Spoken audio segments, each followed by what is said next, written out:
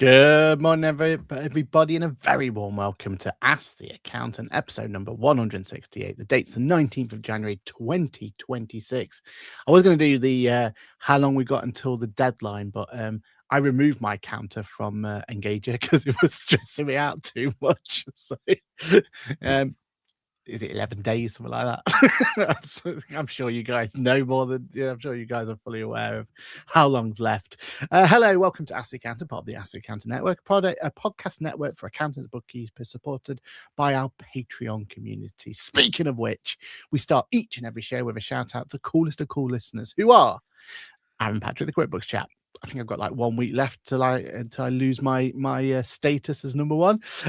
Paul Whitehouse, Kirsty St. John, Mahal, and we have a new coolest of cool listeners. That means we get to play the little. Did we decide what we play? For Round that? of applause. Round of applause. So we get to play the round of applause for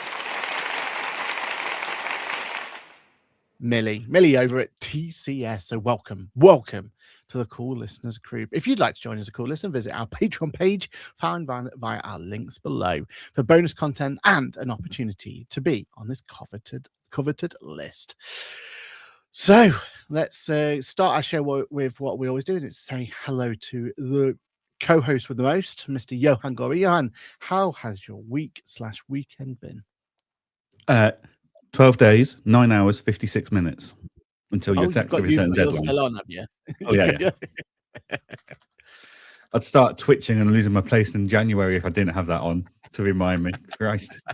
But yeah, no, I am good.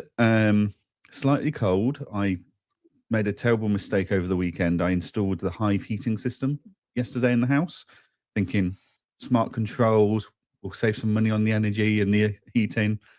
Saving a load of money on the heating because the heating's not turning on at all. Ka-ching. Ka-ching. It was a bit frosty getting out of bed, if I'm honest.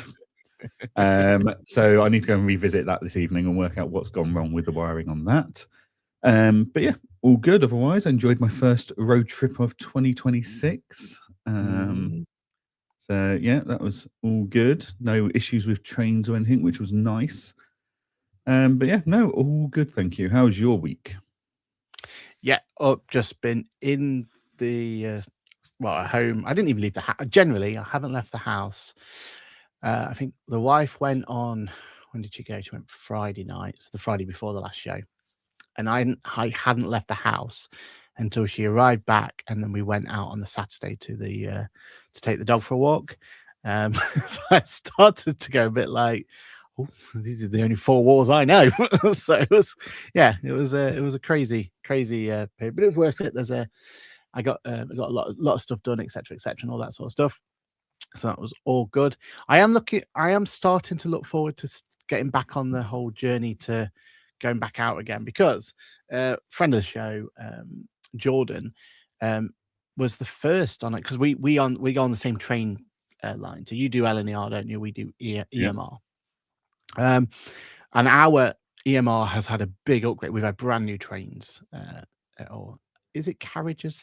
Is this right term? The trains, the front bill, whatever.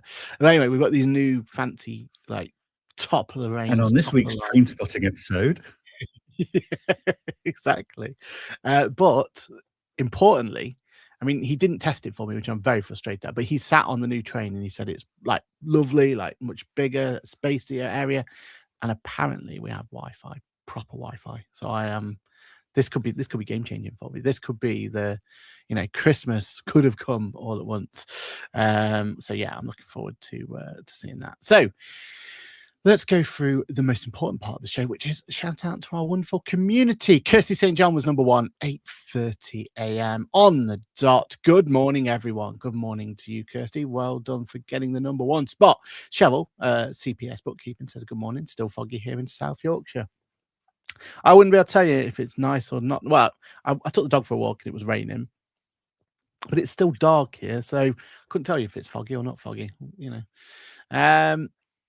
This is Tim, isn't it? Saint Neo's Citizen, etc. Morning, 8:30 a.m. on my first. You got to be out of bed quicker than that, mate. You've got to be out of bed quicker than that. We've got experts on this job. The fight between Cheryl and Kirsty every single 8:30. Whew. Yeah, you were close, but no cigar, mate. Third. Close, but no cigar. Damn it, second by less than a second. You weren't even second. Third, mate. Third. Paul Ingram says, good morning, everyone. Trust you all had a great week. Hope you had a good week. And two, Paul Whitehouse says, morning up. Good morning to you, Paul. Hope you're doing well. Mahul says, good morning, everyone from London. I hope everyone had a great weekend. Hope you did too. Sue Green, wow, you made it here on time. Well done, Sue. That's your first starting the year off right. Well done. Good morning, everyone, and all. Lisa Lisa Mulholland says, morning. Good morning to you. Nick Moss says, good morning, guys. Good morning to you too. Susanna says, morning. Good morning to you. Ashley Lee says, 168 episodes. Wow. Yep, we're surprised ourselves. At some point, we've got to sit down and figure out where the 200 is going to drop and how that's going to, what we can do special for all that sort of stuff. So, yeah, thanks for that, Ashley. Good morning, gents. Good morning to you too. Morning, all. Good morning to Susanna's bookkeeping. Good morning to you. Ashley says 303 hours, 30 minutes until midnight, the 31st Jan. Thanks, Ashley. Was that a ChatGPT special by any chance? Do let us know in the comments below. Kirsty St. John says, sent my last tax return for signing yesterday. Wow, well done, Kirsty. That's it. Get your feet up, relax, enjoy. Oh no, sorry. Start thinking about doing back returns now, because that's how it's in our practice. Yeah. Down to my last 60, with about half just waiting for sign-in, higher than planned, but had an influx of last-minute new clients needing to file. Yeah, that's been my biggest bugbear this year. It's a champagne problem, right? And I shouldn't complain about it, but yeah, it's the new clients that have causing us the headaches. We have fog and mist in Sidmouth. Well, hopefully it's going to clear up for you soon, Ashley. And then bookkeeping superhero Natasha says, good morning, or good morning to you, Natasha. Right. There we are. That is our wonderful community. Thank you so much for joining us, coming along. Right, let's talk about the first bit of content that we want to talk about, and that is we did a bonus show. Bonus show over on the Patreon network. So if you want to listen in, then feel free to come along and join our Patreon community and listen to our Patreon bonus show, where we discuss the events of 2025, and we decided which events we were going to commit ourselves to 2026 as well. The winner, I'm not going to say who it was because I feel like that's unfair on the Patreon community, but the winner of the event of 2025 scored a impressive 254 points. Now, the way the point system worked was we gave everyone 100 points to spend, and they could spend them exactly however they wanted to, whoever was on the show, including anyone who turned up to the live recording as well. And they were able to give out those points and dish them out as much as they want. We had a clear winner at 254. Then we had someone at 172, then 170, 107, and then it kind of trickled down from there. My question to you, Johann, are you happy or not happy with the scoring system? Do you feel like this is the right way to do it? I feel the scoring system was open to biased and political allegiances. So no. No, I think there's I think we'll have to revisit this for 2027. I don't think it's a true reflection of some of the best shows out there, as it were. Interesting. Well, we'll leave it at that. Yeah, that bombshell. If you want to know, I hate to tell everybody that turned up and listened live, and all the people that were there live when I wasn't because I was busy, that they were wrong. But you were all considerably wrong. I don't know. I think the winner was fine. There's one there that's way too low in my opinion. The one that came third last, I think, should be way higher. But hey, what can I say? And obviously, I've got bias to one particular event of the year that I think should have been higher. But hey, that's the way the cookie crumbles. Right. Let's go to our first main show, though. So, main topic, and our main topic will be. I'm sorry to everyone who gets frustrated with this, but we haven't spoken about it for a while. It's our old friend AI. But what we wanted to do was talk about and to be fair, this is the wrong time to do it because we've got so many topics to cover. But we'll crack on with it and we'll get on with it. But what we wanted to do is talk about actual practical use cases of AI during the silly season, because I have had on record. I feel like I was like looking back at like hours worked and all that sort of stuff, and like Paul was saying there about having 60 left. I was trying to look at like KPIs in other years and stuff like that. And I feel like this is the worst year I've personally had in terms of just extra workload, problems, issues. MTDs, like they're right. So we've got a lot of clients who are transitioning to digital records for the very first time in some cases. There's that sort of stuff, right? It just seems like this is a really, really difficult, messy year than we've had in the past. But on the counter to that, this has been the first year where I've been able to properly use AI to help me kind of deliver the service, et cetera, et cetera. And I feel like I'm in a bit of a unique position here where I've got 3 different types of businesses now. I've got one very, very, very, very small, where it's just me, like the Apple Core one. We've got one mid-sized one, which is like that Bofix one, and now one that's a more larger kind of.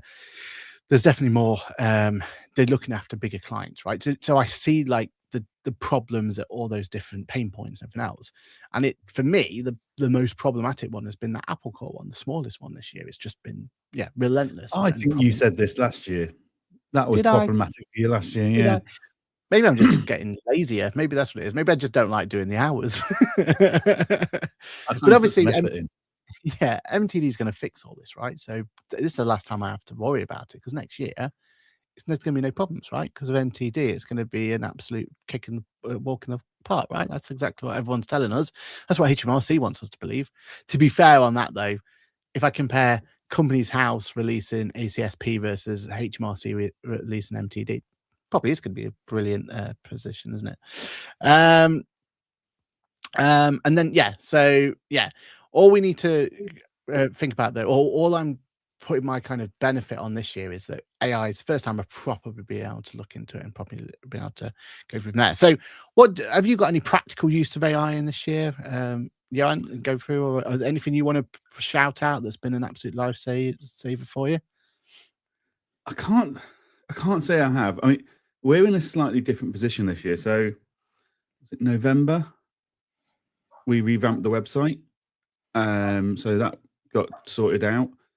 But in revamping the website, we did something very, very deliberate. And that was we made no reference to self-assessments on it. Ooh. So the only last minute new clients we've had are from people from current clients referring us to other people. But we did that very deliberately because we're pivoting a bit to where we focus on it as a firm. So it's nice that that's worked. The rest of because they're all clients that we've had before, they're on softwares, they've got spreadsheets that we've provided, etc. So it's been a lot easier. The plan is to improve those spreadsheets that they use at the moment by using the tax calc export spreadsheet for the MTD filer. So you're sending over the kind of predefined one, aren't you? Yeah, we're setting the standard. We're saying this is the spreadsheet you're going to use to make life a lot easier. But yeah, we're using AI in many, many aspects in our day-to-day work, but that's not it. I mean, I suppose the closest to AI we've had involved in self-assessment is actually just writing chasing emails and wording them more effectively and more to get results, basically. Yeah. So that's the closest we've really come to dealing with AI in the self-assessment area. We've not really needed the whole analyze these bank statements, take these PDFs and put them into CSVs and stuff, because we use Analytics to get statements, and we're very strict with our clients of this is the tool we use to get the bank data. So yeah, for us, it's not been a huge issue at all. But I completely get that that's 4 or 5 years worth of refining and training clients in the team and refining our processes to get to where we are today. Having said that, I've still got 113 to file. 86 are not out for signing yet. 40 of those are in progress. The other 40 I'm still chasing records for, and they may not turn up. they're in that realm of, they turned up last year. Will they turn up this year? We don't really hear from them. If we don't hear from them, we just assume they're not coming. Basically, we've chased them enough. It's their call. Yeah. I think this year more than any year as well for us. I think what's made it more difficult for us is we've been more strict on the. Well, if you haven't got a signed engagement letter, we're definitely not touching you at all. So we're not going. Whereas before, if they kind of signed one in the last couple of years, we're like, well, will it be okay? It's always tricky, right? You don't want to put this barrier of entry up, but then you've got to be compliant. So you've got to kind of find that middle ground, right? And this year I was very, very strict on it. As you know, like the ICAW things that we've had, right, and stuff like that. And I was very adamant this year, like if there's no sign, so every client who hadn't like wanted a one-off last year, they were just put as prospects this year straight away. Like they weren't even on our database. That's been really tricky for us to deal with. Whereas you're there saying, well, there's 40 there, maybe they're not. We're kind of at that point where like there could be loads left because they've not, do you know what I mean? They're not on our database, and they're not. And that's why we don't archive or make them as prospects, because we want to see on that visibility, don't you? If this lot turn up on Monday next week, how much of a headache have we got ahead? Like how much overtime are we going to have to deal with? But yeah, we do. Yeah. It's the same we do every year, but we've got considerably less in that bucket this year than we've had in previous years, so that's good. That's good. Let's quickly just go to the community. Stephanie Marshall says, good morning to you, Stephanie. Mahul says, enjoyed the bonus show with some interruptions being on travel through the tunnels. It's the worst way to enjoy the show, isn't it, when it's coming through? Arnold says, two guys chilling in a pool. Not sure this is Paul Light, but yeah, thank you for that. Paul Whitehouse says, Aaron the comedian, based on the fact that I was trying to say that MTD is going to solve it for everyone. I don't know why everyone's been so pessimistic. I am fully on board that this time next year I'll be on a cruise somewhere or something like that, enjoying January. That's exactly thanks to MTD itself. So how have I been using AI this January? Well, I'm going to give you 3 practical examples I would recommend wholeheartedly to everyone to give a go at least and see if it works. One that I think I may be in trouble for using, and I may actually break some T's or C's, so probably wouldn't recommend it to anyone else. It'd be good. There's probably a lawsuit on my way, but honestly, it's completely. But you know what? It's great because we're going to have video confessions to put up in court for you. Yeah, exactly. This will really help you out. But the video confession at the beginning is me telling everyone else not to do it. So that's how I'm hoping I get away with this. don't do as I say, not as I do. is what I'm trying to say. My first use case this year has been the payment on account calculations. So I set this little agent up within ChatGPT in the business one, so it's all nice and safe and secure. And I basically taught it what to look out for and how to kind of do payment on account calculations and everything else, and made it so it generated a 1-page PDF. And all I had to do was feed it last year's or current year's tax return, the most up-to-date profit and loss by month, and then anything else that I thought was relevant, and put it through from there. Okay, so that to it. Yeah, this is so you can actually. So this is instead of going. So I will just make the assumption that they're going to earn the same amount next year. So we put in the same payments on account as what's been calculated. Fine. Okay. Yeah. So that seems like a lot of effort. Well, no, but HMRC will come up and just go, right, well, we'll just do we'll just do half of what you've done now and put it through. And then sometimes that can be really, really like painful for clients, right? At this time of year and all that sort of stuff. So what we do for them, and it's not a lot of effort, it's literally like what we're talking, a minute worth of gathering the data, putting it in, and it generates it for me.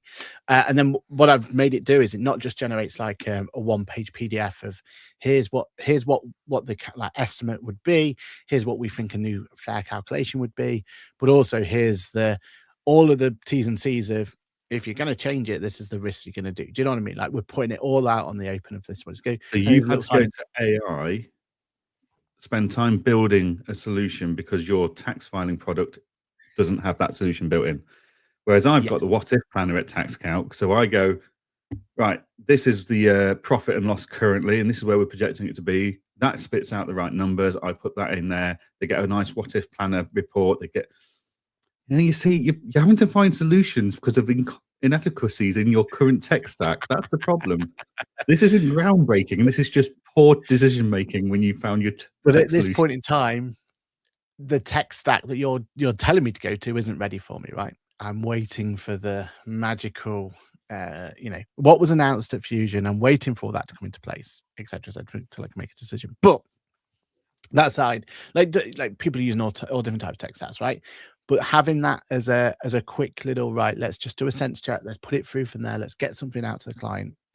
It's been such a time saver. Like normally that's quite a lengthy process. When we're adamant we have to charge our clients for it, blah blah blah blah blah. All this sort of conversation goes down it. Not having to do that has been really good. This one's been really useful as well. So the clients who, again, I'm mainly talking about my Apple Core clients, but the ones who have been forced onto digital solutions for the first time ever. So they are nervous because they're kind of putting their faith into this digital solution, and is it coming out with the right answers, etc., etc. The amount of our clients who have still continued to run in parallel their Excel spreadsheet or their paper record or whatever it's going to be at the same time because they're just, they're nervous about it all. And I've basically sent it over to me. I've gone, right, well, I've done it as you told me to on whatever software I've told them to use, right? But I've also, can you just compare the two for me, make sure I've not missed anything? Like, which, as we all know, bank loan repayments aren't a tax deductible thing. Yeah, exactly. Yeah. Well, we've got one client whose weird and wonderful solution was that they did average costs, and then would always, anyway. But I've had all weird and wonderful in the past. But can think about the extra time it is that not only would you normally have to, compile this non-digital records, even if it's Excel, right? You've still got to compile it together, put it in, and everything else. Imagine having to do that, and on top of having to do it the more efficient way of using software, and then compare the two for looking for differences. Imagine how painful that would be, right? That's where AI has become an absolute godsend this year, because you get the one database, get the other database, put it together, and say, just reconcile the two for me, find the differences for me, and then I can go to the client and say, look, you've missed this, missed that, missed this, missed that. This one's not, but you don't need to worry about. This one you should worry about, and then you can add some, some nuance to it as well. But it coming back and telling you what those differences are has been an absolute lifesaver, because then I don't have to do the work, basically triple the workload that I've got to do to get that tax return out. I'm just using the software that I want them to use, and that we've agreed to use. Got that all done and dusted, and then I've just used AI to compare against what they've done in parallel, just so that it's not a wasted, they've not wasted their time doing that, like keeping it in parallel, and then they get to learn that, oh, actually, you're right, I've completely forgot to bring this in, or I completely forgot that, whatever it's going to be, right? That's been absolutely brilliant. The typical, and this one made me laugh, right? So I've got this one client, and she's brilliant, she's a lovely client, but she's also a bit of a nightmare, where her bookkeeping is that she goes onto a banking app, she screenshots it. I think she does it on an iPad. She gets a pen out and she highlights yellow for one, like is income, green for an expense, and red for maybe I can include it, maybe I can't. That's her bookkeeping, right? So because it's a screenshot, not even a PDF, I can't even use aprons of the world and stuff like that to convert it. And if I did convert it for that, I lose all of the data that they've put in, because they've no, what do you call it, right? A OCR scanner doesn't understand if it's green, red, blue, or anything, right? And I can do it. 63 pages they sent over me via WhatsApp. 63 screenshots. That was the whole bookkeeping. And it was a Saturday night as well that they sent this over. But pro tip, Gemini is brilliant for stuff like this. Stick it all in a Google Drive, tell it to analyze that Google Drive, and it will just go line by line by line by line, and it will say what color code the client put against it, or if it didn't put a color code, and all that sort of stuff. And then you can use that as the basis of it. And so then I was able to have that as like my base records, and I could fly through those 63 pages, make sure they kind of all total, make sure I didn't miss anything, all that sort of stuff. Made the process super, super easy. So they're my three, super easy. But again, in the Apple Core world, it's hard, because it's like my nana's hairdresser, who, do you know what I mean? Like she travels to and from whatever, and she mobile hairdressing, and you just can't, they've just done it that way since day one, you know. And yes, I don't charge nearly enough I should do. There's all that sort of stuff to go with it, all that sort of thing. So it's like, let's find ways to make this easy. And this worked really, really well. And then, so they're my 3 practical use cases, worked really well for me. Hopefully they'll help you. And then the controversial one, or at least one that probably would get you in trouble. So I'm going to tell you about it, but I don't recommend it. And that's the list of clients. So I of course I use Engager. So I've got that as a list of, here's my clients, here what they are. Well, HMRC don't provide a nice little API like Companies House do, right? So Companies House, I'm always confident that the database on Engager is always up to date. And for my other practices where I've got multiple team members, I'm pretty confident that that database is going to be pretty much up to date because we've got controls and everything else in place. When it's just little old me, and if I, forget to say that Doris has sent some records in or whatever it's going to be, it could, it's less of a confidence that everything's going to be there and everything else, right? So I've used Atlas. So Atlas is ChatGPT's agent, and I put agent mode on. I've logged it into QuickBooks, into HMRC. I've passed it my database of clients, and I've said, has everything been filed? Yes or no? And it goes through client by client by client by client, and it will then tell me and come back with me telling me that it's either everything's been filed and at this date, or it's still not filed yet. You've still got to file these particular clients. Now, I'm pretty certain that that's against T's and C's because that's screen scraping, but it saved so much time. And then making that confidence of just being able to go through and check it was an absolute lifesaver. So thoughts, questions, go for it. I'm fairly sure you are breaching HMRC T's and C's of the government gateway there. The reason I say that is because a prominent figure in the software world announced a while ago that they were going to do, I'm going to be very political here and PC and use they, etc., rather than he, she, etc. But this person announced that they were going to do this big new software and it was going to help, and it involved some scraping of the HMRC place.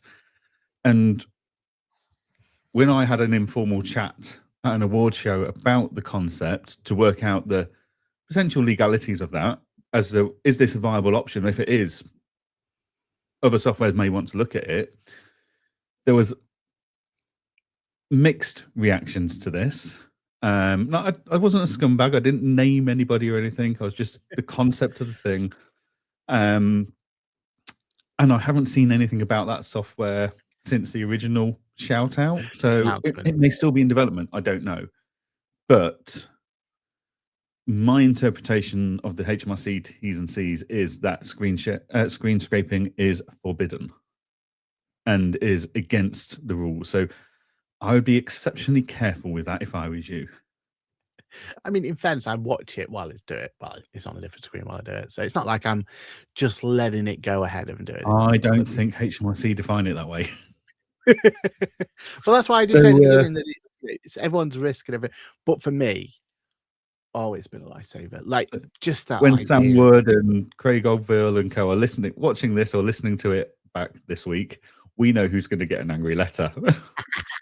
I'd send it. Like honestly, I've needed that that little win and little opportunity to kind of get through it. But yeah, I mean, it does make me worried about the split between your MTD clients and your non-MTD clients going forward, because typically that job there would be something that we would get one of the administration teams doing in the other firms, right? Like start of every tax season, we'll go through and we'll find out, well, who has had an issue this year, who has been issued, who hasn't.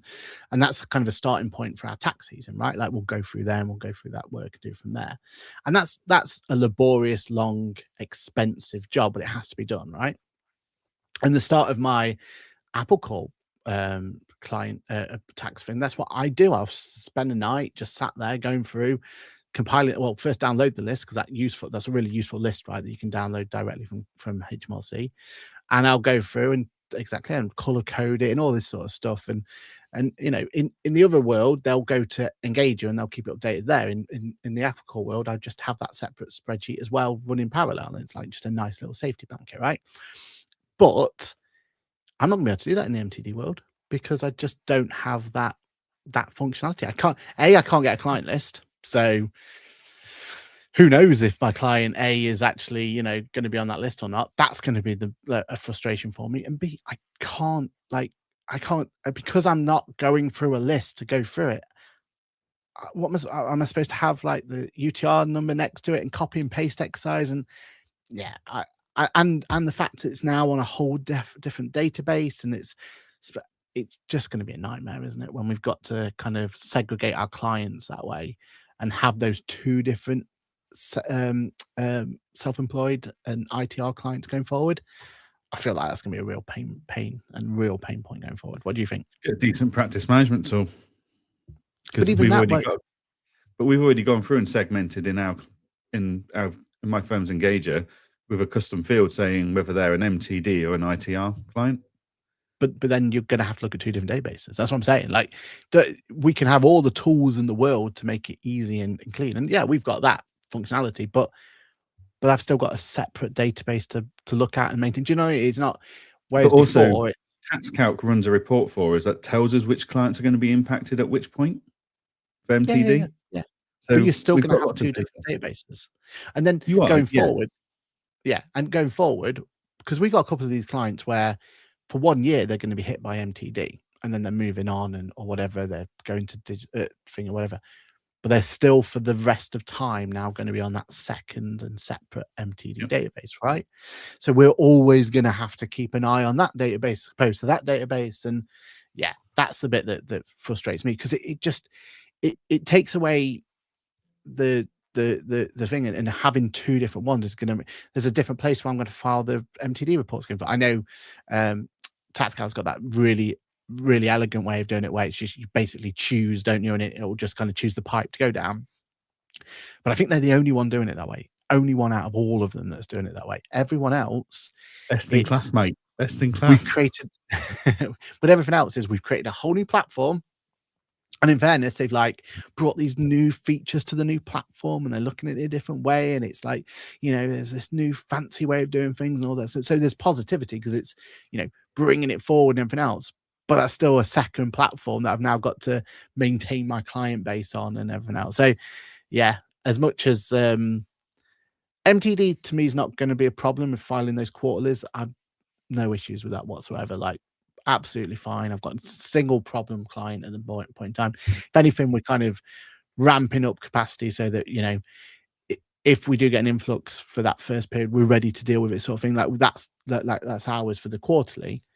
It's the annual one that's still, that's why I still don't feel confident. I still think there's going to be pain points and everything else to worry about, and that's why I'm sat on it at the moment. So yeah, there we have it. Any more thoughts on using AI to get through this horrible season? I agree with Suzanne in the comments. You're overcomplicating it. You're overthinking it. But that's your style. That's what you do every time. Whereas I look for the simplest route possible. So okay, yeah. So on that then, out of those 4 examples, how could I have simplified that further? Or any of those? Sack them all. They don't comply to your standards. You can. They don't comply to the way you want to work. Sack them. But I have the luxury of doing that in my other 2 practices, right? No problem. And we have standards, and most of the time you're not sacking it for your own benefit. You're sacking it to protect your staff, aren't you? Right? Like, it's a problem to a staff. It becomes a problem to them. That's when it's right. Well, they've crossed the line. Goodbye. You're moving on. You know what you need to do? Snack Apple Core. Just get rid of that whole. That's your problem, child. That is where the problems are. Because as you say, you've got standards, processes, and systems in place for all the other firms. It's this Apple Core of yours that's your headache. But the nice I have is, because it's such a smaller part of it, I can be a little bit more loose with it. Do you know what I mean? I can try some things out a bit different. I can be a bit more like, and I feel like if I can solve those problems, then the bigger clients and the other clients become no problem whatsoever. Do you know what I mean? Like, it's a domino effect, isn't it? Like, you solve these little minute problems, which actually don't by taking them off the table. But if I can make it work, they get behavior reform. I don't get if they don't take the behavior reform, they get removed. But when they're your, like I said, your grandma's hairdresser, like you're not going to be able to just like, what am I going to do for Christmas dinner? I go to see them. You know what I mean? Like, do you know what I mean? And I've sacked them. Or I go, they've cut my grandma's They hair should in have an angle out of stepped up. spite. They should have stepped up and kept their book. They're a business owner. They have got a responsibility to maintain their own business books. If they don't do that, there's only so much we can do. Yeah, but they are maintaining it, aren't they? If they, especially the ones that have, you know, moved to digital because they've been forced to and everything else, and they are there, but they're just not confident on it, right? And they're not like, I can send them as many YouTube videos and I can send them as many training courses and I can sit down with them for as long as possible. But they're I still don't going to think have that we're going to confidence change to your respond. mind on this, but I think the Well, I don't. problem's you. I just don't have a choice in these ones. Again, the other clients, they you know, they get sacked because the staff want to be sacked, want them sacked, or because there's, you know, they've caused an issues or whatever it's going to be. But this one, yeah, these ones are more tricky.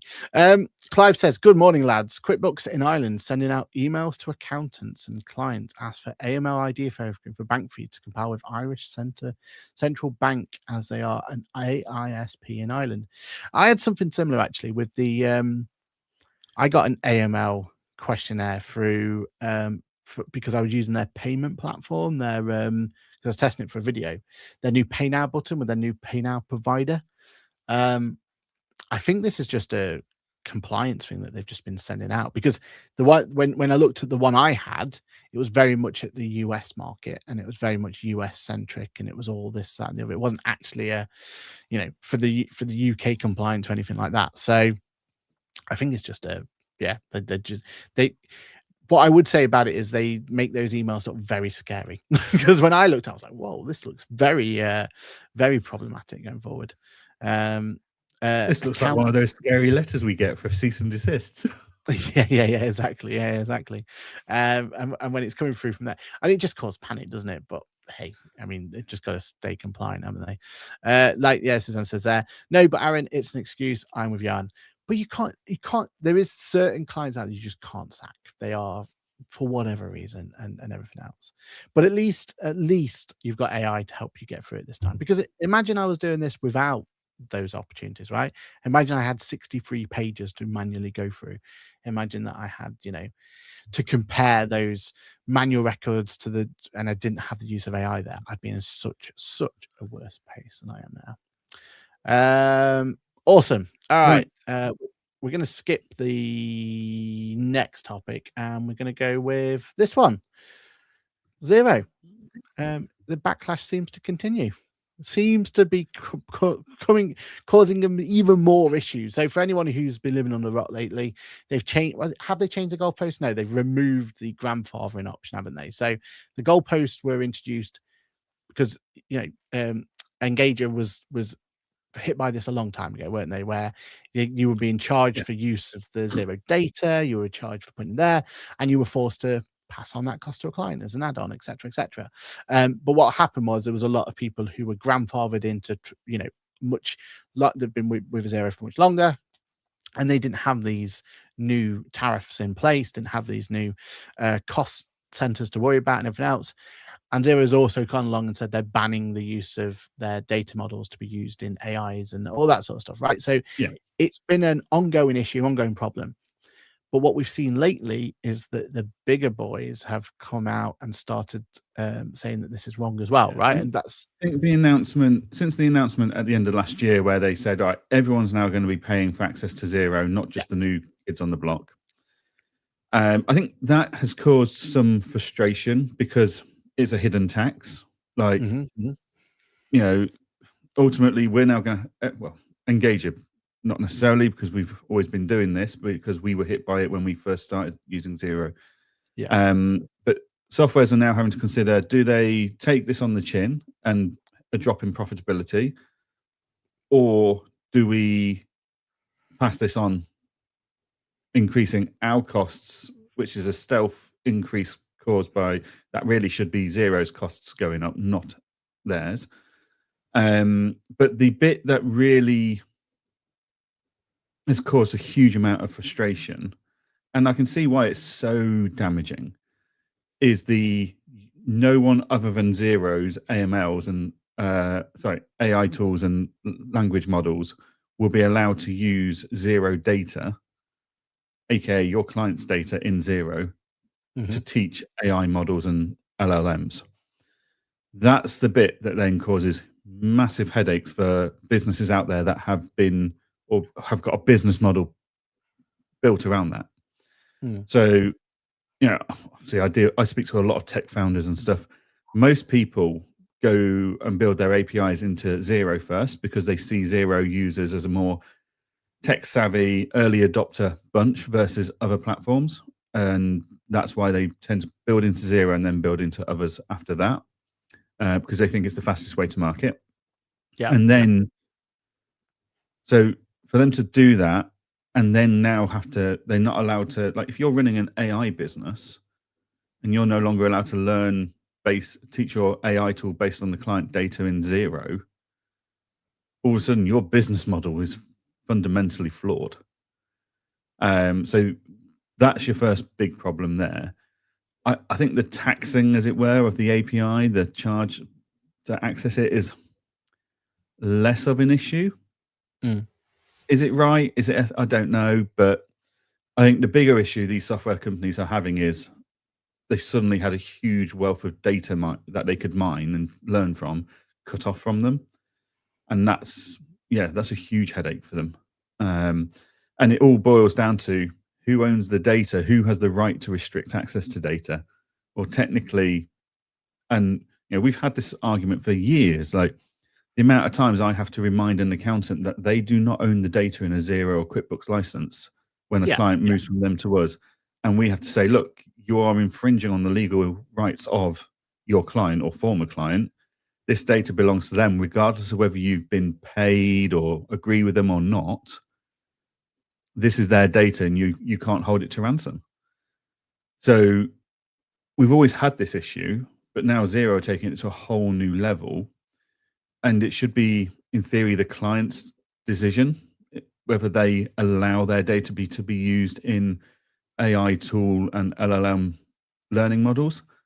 So yeah, it's an interesting debate that's sparked because of it as to who owns what and who has to give permission for what and who can deny permission for what, as it were. Yeah, and I mean, shock horror here. I'm actually going to defend Zero on this one, and then I'm going to throw them under the bus. But first of all, let's defend them, right? So I actually don't have a problem with them saying that how that data is accessible, because it's the client's data 100%, but the client also has the opportunity to export and import. Like, there's nothing stopping him from doing that, right? They could take that data from that platform and they can feed it to an LMA at any point in time. There's nothing stopping them from doing that, and Zero have no right to stop and are not stopping them from doing that, right? The thing that Zero's saying is that, hold on a minute, if you're going to use our platform and you're going to feed your models via our platform, that's where they've got an issue from. And you know, I feel like they shouldn't just ban it completely, but they should have some sort of monetization element to it. Would be a fairer way, right? Like, if these companies are going to benefit from basically harvesting that data, then Zero have a right to put a charge on that, don't they? Really, let's be honest, because they've put that data in there. They've been able to. They're the ones who are getting that data into a usable format, right? It's Zero's system, Zero's product, Zero's UI, whatever, however that is, but it's them that's provide. Because if it wasn't for Zero, that data wouldn't exist. That's fair to say, isn't it? Like that. That's where I feel like it wouldn't exist in that one place in one state, potentially accessible for the use that they want it to use it for. But like the only other option is they read bank statements or however, right? But then you've only got you've only got part of the story. You don't have the full picture, and I fully understand that Zero have the right to say, look, we've created this data. We're responsible for this data, etc., etc.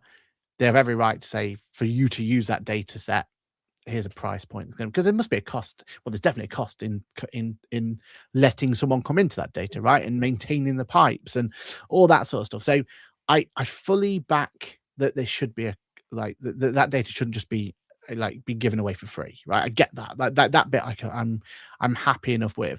I don't like the fact that, because they, tell me if I'm wrong, but they've completely restricted in some use case, haven't they? They said you're not allowed to use it for teaching LMMs and stuff like that, right? Yeah. They've said that I don't understand that logic, right?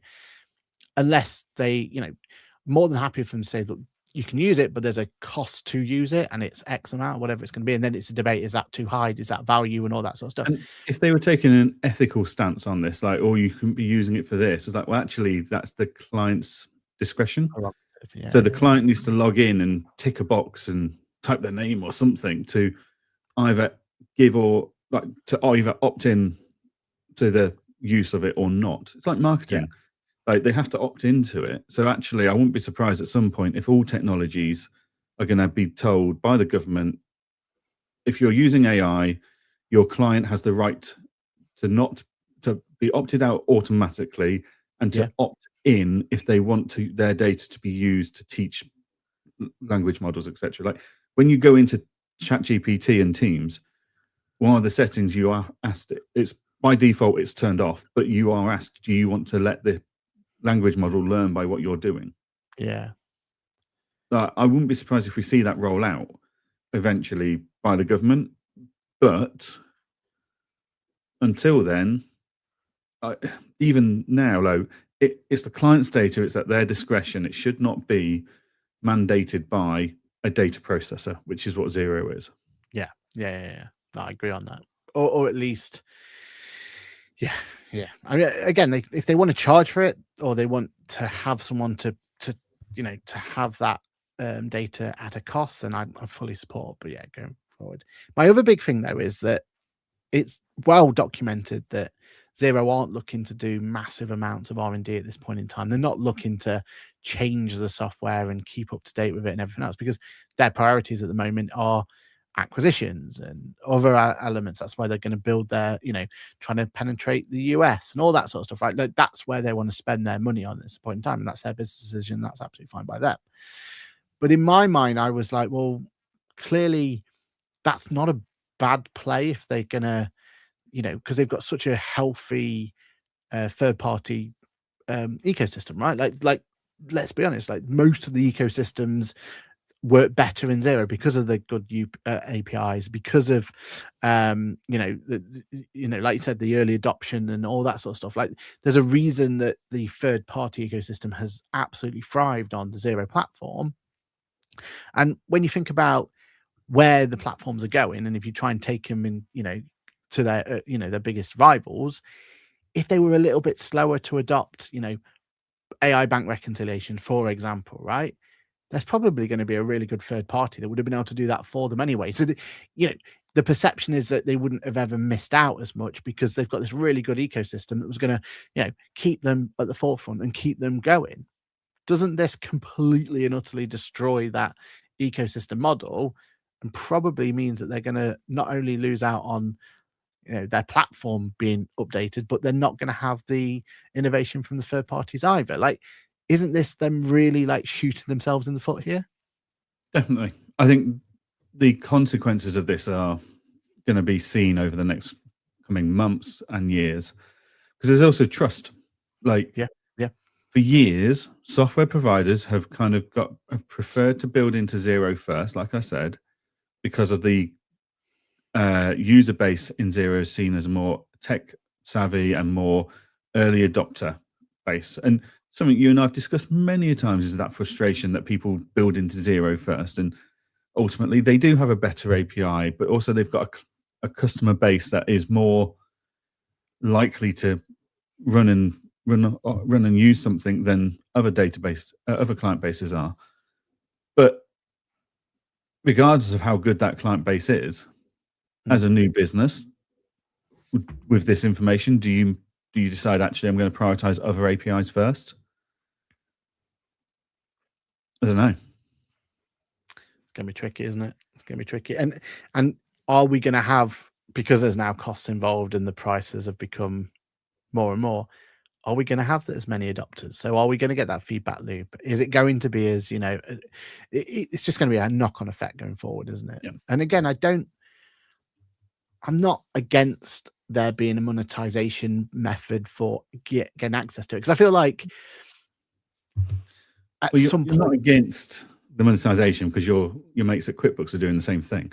But to but, be fair to but QuickBooks, there is a very high threshold to pass for data points before you hit the paid for tiers. So if you're hitting those tiers, it's because you've got the base to be able to fund some payments towards using an API. But QuickBooks also at this time are not banning you from using the data within that system for AI learning and LLMs and stuff. So, yeah. but if as you've said many a time, like once Xero do something, or once Sage do something, or once QuickBooks does something, the others may risk following. Yeah. Like, And why wouldn't you, right? That's what the market says.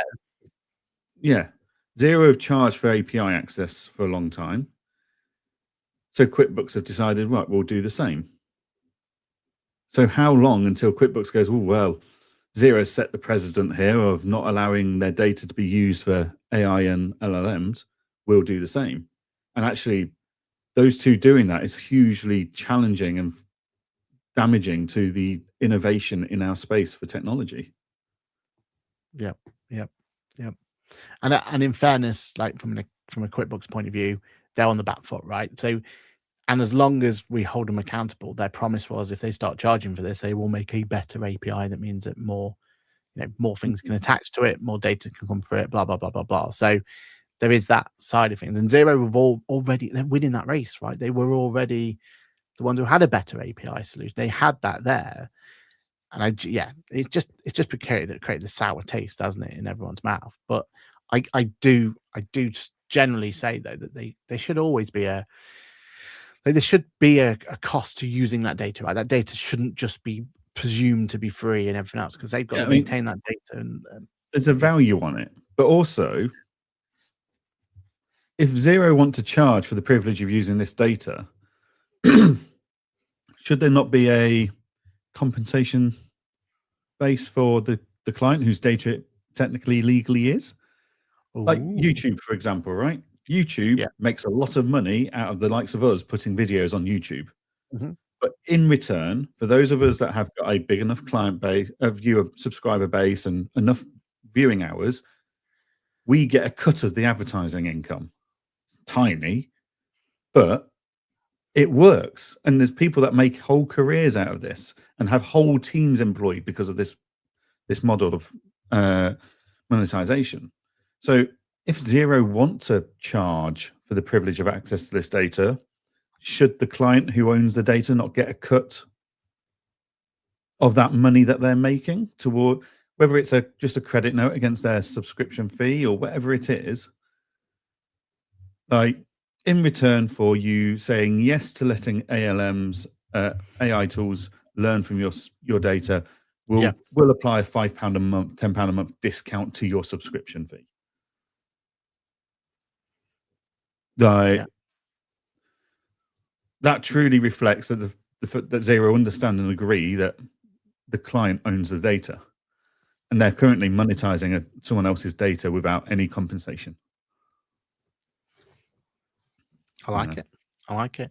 I mean, it actually going into being a fair actual model is probably unlikely, isn't it? Knowing the ins and outs of it. But I like the idea. of putting it through from there. Let's cover Suzanne's comment quickly because I've read that article. Oh, just received a notification from Accounting Web. Headline article: Tribunal slams AI use by advisors. Haven't read it yet. Yeah, I imagine this is advisors who are just not using it as a. No, so this, for context, the bit the tribunal slammed is the fact that the accountants in question had built an argument using AI. So AI had written the argument to defend in the tribunal, and then they spent months refusing to declare whether it was AI involved or not. And so they were legally required to sign a fact of truth form, which they couldn't for various reasons because they used AI. So it wasn't the fact that they'd used AI to do the calculations or anything. It was they tried to use it to create a precedent and an argument to defend a case, and the precedent it used and the defense it used wasn't viable or real. So it's like a lawyer citing legal cases that are completely fictional to try and defend a client. That's all that's happened here. It's not the fact that they've used AI to record meetings and to transcribe, or they've used AI in QuickBooks or Xero or something. So this is part of what worries me about AI is actually the media outlets out there putting advisor slam for using AI. So if you don't read that whole story and understand the detail behind it, that for those that are nervous about AI or any new technology, that's a scary headline. Yeah. But actually, when you look into it, it's like, well, they're bloody idiots. Like, that's the equivalent of sending a junior staff member off to do some research and just putting that forward as an argument. You're meant to still vet it and qualify it and make sure that the cases that they're citing as a defense are valid and genuine. Like, someone got lazy, basically, there. Or they didn't want to pay the big bucks for a professional to do the work for them, right? Like, and I think that's what's devaluing. It's not just our profession; it's all profession, isn't it? It's this idea that AI can be replacing a professional, service. Because how many times reason to use it, like to help steer you in the right direction? 100%, yeah. But you need signing off by a professional and validating that this is actually what it's telling you is correct and true. Yeah, it's like I'm sure you've had the same things from your clients where it's not John down the pub now that we're worried about. It's ChatGPT is the new John down the pub, right? And clients have been told, quickly just Google say, "Oh, I should be claiming XYZ going forward, right?" And the second that they send it to you and you go, "No, not in your context. No, it's not because blah blah blah blah blah," and you actually put a professional slant on it and everything else. Like that's the equivalent here, isn't it? You still like. We're not going to be replaced by these. It's just we're going to be more challenged by them, aren't we? And there's going to be clients are going to be more savvy and they're going to ask for more things and everything else. And we've just got to find ways to deal with that and deal with that efficiently. Other comments that came through. Kirsten says, "Well, if you keep them and let them break your rules, then you can't complain." True, but I'm not complaining about them. What I'm saying is I'm grateful to have tools to help me deal with them. We thrive on problem clients, says Paul. Yeah, we certainly do. And I genuinely believe if we can get the problem client sorted, the rest of them are an absolute dream. And trust AI is the biggest risk to society. Trusting AI is the biggest society in risk. Biggest society to risk at the moment, says Paul. Yeah, couldn't agree more. We have 2 minutes left. Quickly then, let's just say digital ID been dropped. We yay or nay? So for every to qualify this is the idea of having a digital ID card system so that instead of passports and driving license, that we're going to introduce a whole new code, a whole new number, a whole new platform. It's going to be digitally for you to be able to prove who you are going forward. But that has been dropped by the government. Are we pro or against this, Jan? Look, someone in the comments or watching this back will tell me I'm very naive and I'm a bit of an idiot, but ultimately, the government know who I am. Like, I've got a passport. They know where I'm coming in and out the country. They know who I work for and who I don't work for because of my HMRC filings and stuff. Yeah. Like, they've got all that information already. Having a separate form of ID in my wallet, like instead of taking a passport or your driving license or something around with you, I didn't see an issue with it personally. No. So yeah, like they've been threatening this for years and years. This isn't a new initiative from the Labour government. Like the Tories were looking at this for years and years. Yeah. It's like Labour just tried to move on it in the hope it would help as an immigration thing and making sure only people that have a digital ID card thing have the right to work and stuff like that. But it was never going to achieve that in the space of time they wanted it to. So It doesn't impact us. We're still going to have to do digital IDs for company's house, etc. So, yeah. Sorry, But this Aaron. could have Bad all news been for you. better, right? Yeah. I feel like it's a wasted opportunity. We could have had a much cleaner AML process going forward, right? It could have formed the basis of that AML. It could have formed a much cleaner way for us to bring on new staff. If you were in a payroll bureau, right? Yeah. Like you could have sent out an onboarding form. The first question could have been provide your digital ID, and it could all been connected. You could have had your P45s and P60s all automatically connected and had this nice little digital web, and we could have had a much nicer world, right? It could Yeah. have been so much easier than it is now. And unfortunately, I get the technical issues. I get that there was backlash, and there's certain members of our community who were creating a digital persona around the fact that, ironically, a digital persona around the fact that they were anti-digital IDs, right? Like there was all that conversation going forward, Yeah. wasn't there? And rightly or wrongly, it was just an absolute. I just feel like this is a wasted opportunity. I feel like the pros and the benefits really do outweigh the problems we would have had. And look, they were happy enough just to half-heartedly release digital ID for a company's house. So couldn't they have just half-heartedly released this one and At least they'd be consistent. yeah, and let us, just put on the letters, all right, your accountant will sort it out for you.